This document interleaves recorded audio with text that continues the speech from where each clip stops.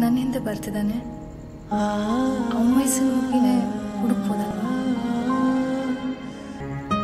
ಅವನು ನನ್ನನ್ನು ನಿಜವಾಗ್ಲೂ ಪ್ರೀತಿಸ್ತಿದ್ದಾನ? ಅವಳು ನನಗೆ ಇವತ್ತು ಅಷ್ಟು ಬೈದಿದ್ದಾಳೆ, ನಾನು ಅವಳನ್ನು ಹೆಂಗೆ ಫೇಸ್ ಮಾಡಲಿ? ನಾನು ಅವನ್ನ ತುಂಬ ಬೈದ್ಬಿಟ್ನ. ನಾಕ್ ಇಟ್ ಆಫ್ ವಿಕ್ಕಿ, ನೀನೇ ಕಾಲ್ ಮಾಡು.